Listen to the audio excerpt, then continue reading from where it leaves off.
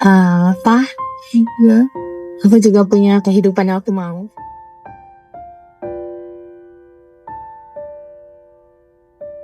Aku pengen ngejalanin hidup aku sendiri tanpa ada tekanan, tanpa ada paksaan, tanpa ada kekerasan. Ya. Aku juga punya rencana hidup aku pengen dihargain. Please hargain apa yang udah aku jalanin.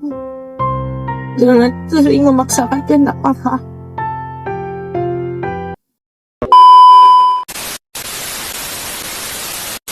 Halo, Halo Kak. silakan Baik, terima kasih. Bagaimana kabarnya? Alhamdulillah baik. Sebelumnya kita perkenalan dulu kali ya. Oke. Boleh dari kamu dulu mungkin? Perkenalkan, nama saya Rama Fauzian, Oke. umur 20 tahun, asal Bandung. Gimana dulu? Oke. Sebelumnya perkenalkan juga, nama saya Sadija Al-Fadili. Saya di sini sebagai konselor yang berasal dari kampus Universitas Islam Negeri Bandung. Dan saya mendapatkan rekomendasi dari teman saya bahwa saudari Rahma itu membutuhkan sesi konseling, betul? Ya. Untuk tadi selama perjalanan ke sini, kamu naik apa? Naik motor. Naik motor? Iya. Itu sendiri? Sendiri. Iya, sendiri. Selama perjalanan macet kah? Lumayan. Lumayan. Kemudian, apakah kamu sudah makan? Alhamdulillah sudah. Apa yang kamu rasakan dalam satu hari itu? Campur aduk sih sebenarnya. Bosen, sedih, seneng, marah. Bosan? Sedih? Senang? Marah. Apa yang membuat kamu bosan? Karena mungkin keadaan di rumah. Yang kayak gitu terus, maksudnya nggak ada hal unik lain gitu. Ya, jadi flat aja gitu. Ya, flat. Jadi setiap hari keadaan di rumah tuh pasti kayak gini, terus kayak gini, terus yang kamu rasakan. Kemudian imbasnya apa ke kamu? Imbasnya lebih ke mood.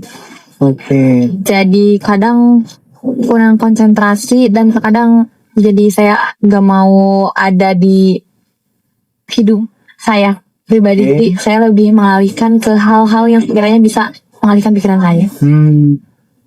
Lalu kan tadi bosan, kemudian yang kamu rasakan flat selama di rumah, terus mengakibatkan imbasnya yang jadi nggak mood dalam menjalankan kegiatan mungkin.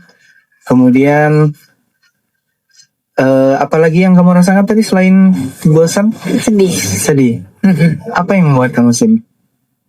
Karena ya kondisi adik saya sih emang yang belum sembuh udah 1 bulan itu. Terus juga sedih karena saya tuh setiap hari suka sadar kenapa hidup saya kayak gitu. Saya nggak bisa bangkit lagi ya, mesti work gitu.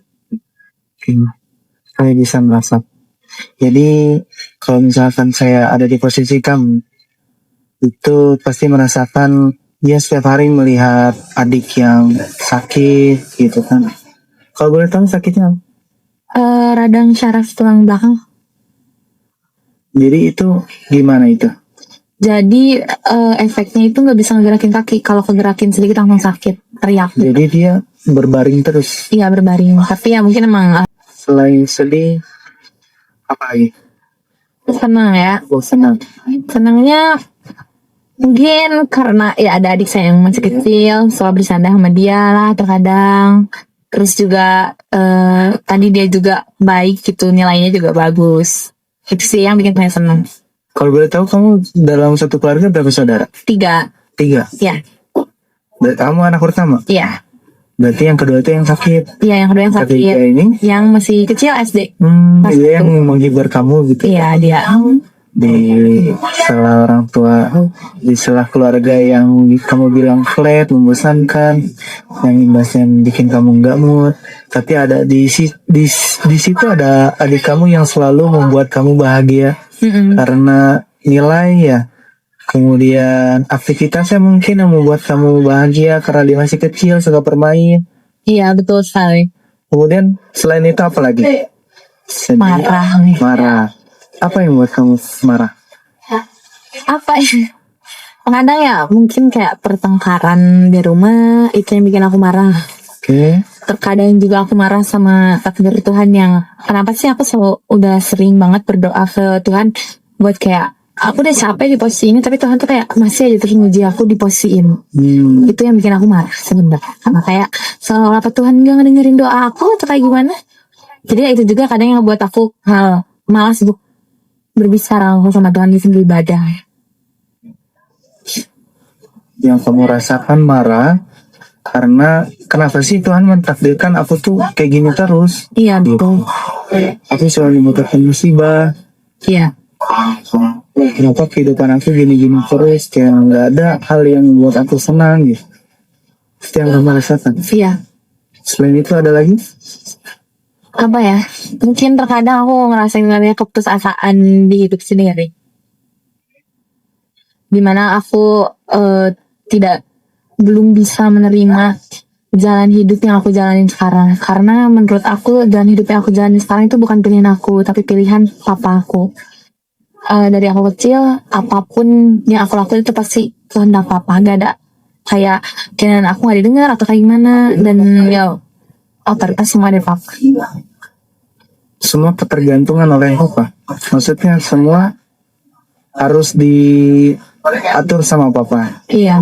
Kamu harus kayak gini, kamu harus nurut. Iya. Papa bilang ini, kamu harus nurut. Iya. Jadi imbasnya apa yang kamu rasakan?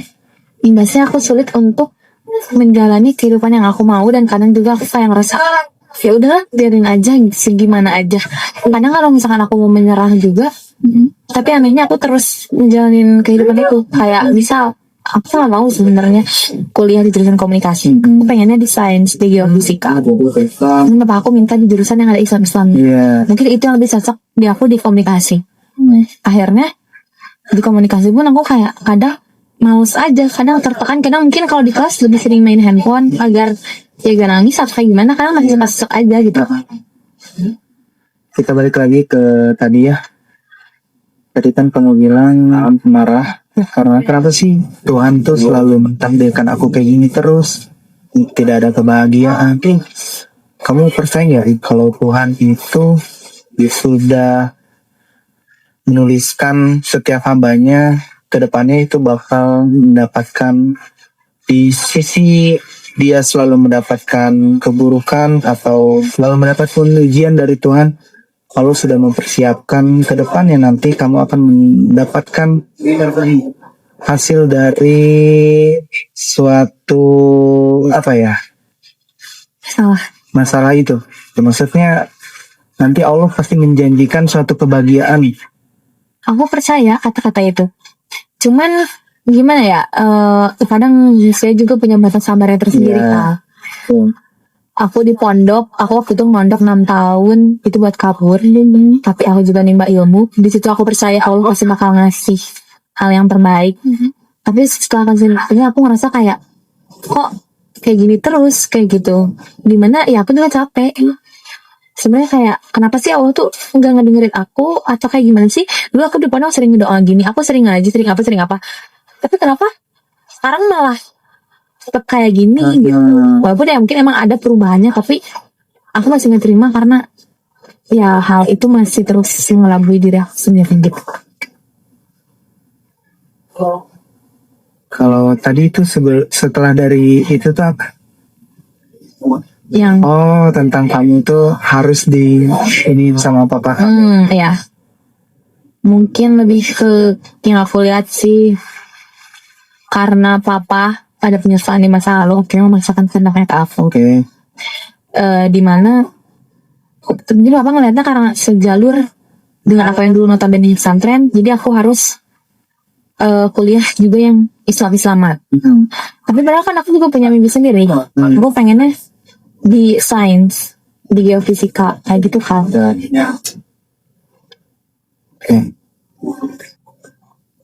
Berarti apakah papa kamu sendiri punya trauma masa kecil sehingga dia melampiaskannya ke kamu? Yang aku lihat ya sih. Iya. Cuman terkadang kayak dia sadar. Enggak, minimal gini yang aku tunggu. Asli aku gak nunggu juga. Tapi aku harapin ada kata maaf dari pelakuan dari aku masih kecil, dari kekerasan atau apapun itu. Gak pernah ada kata maaf sama sekali. Yang ada selalu menyalahkan, mendorong sampai ke jurang. Gitu. Kamu pernah ngobrol langsung gak berdua?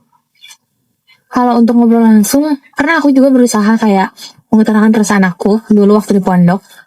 Kayak awal-awal aku bilang, aku gak betah. Karena ya aku ngeliat teman-teman aku pada deket sama papahnya gitu. Ketika aku berusaha untuk membuka hati aku, di situ aku malah kayak ya dikasarin lah gitu, intinya di kata-katain kasar ada tinggi kayak goblok apa-apa gitu, kayak bersyukur atau akan. Akhirnya di situ aku nutup lagi, berarti kayak emang aku gak bisa ngobrol sama papa. Gitu. Akhirnya sampai sekarang kalau aku ngobrol sama papa, gak pernah ngobrol yang dengan baik gitu sebenarnya. Kayak pasti kalau ngobrol kita ada emosi-emosinya dua-duanya. Dan yang aku tahu dari ibu aku, kenapa papa bersikap kasar keras ke aku, karena katanya aku mau apa sih sifat papa, dimana papa benci sama sifatnya sendiri. Tapi akhirnya malah jadi image-nya ke aku, bukannya dia memperbaiki tapi malah memperparah itu. Kamu sadar akan hal itu kan? Iya. Oke. Kalau misalkan pada suatu saat nanti papa kami pengen banget ngobrol sama kamu, apa yang ingin kamu katakan kepada papa kamu? Kayak apa ya? Coba sekarang aku minta kamu tarik nafas, tutup mata, tarik nafas, hembuskan pelan-pelan, hembuskan pelan-pelan, tarik nafas lagi, kamu hembuskan lagi pelan-pelan. Sudah merasa tenang? Apakah kamu bisa mengentarkan kata-kata yang ingin kamu katakan kepada ayah kamu? Misalkan saya adalah ayah kamu. Kita berdua sedang ngobrol. Apa? Ya. Aku juga punya kehidupan yang aku mau.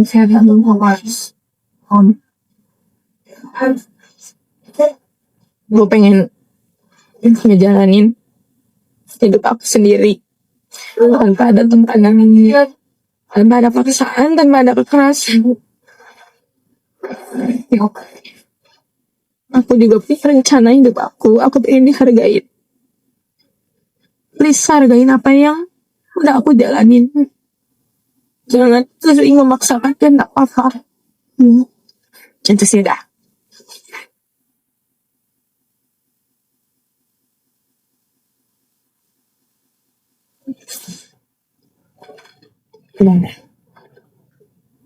Sudah ada? Dah. Sekarang aku mengucapin terima kasih banyak sama kamu karena udah mau berani cerita.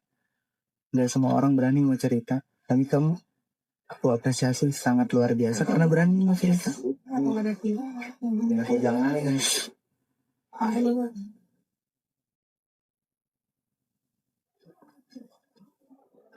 Kamu sudah merasa tenang? Sudah merasa lega? Iya. Ada lagi yang ingin kamu katakan? Apakah sudah cukup? Udah sih kayaknya. Sudah? Udah.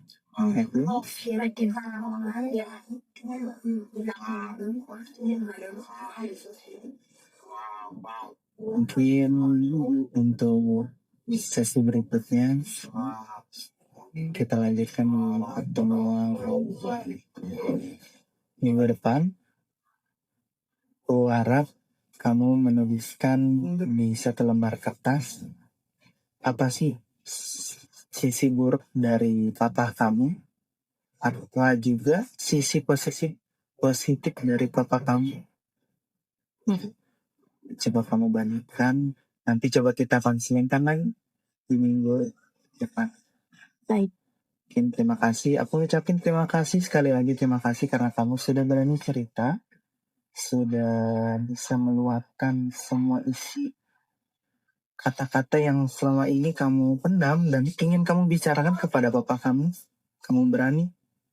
Itu luar biasa menurut aku. Tenang, kamu di sini nggak sendiri. Ada aku. Kita cukupkan. Assalamualaikum warahmatullahi wabarakatuh. Waalaikumsalam warahmatullahi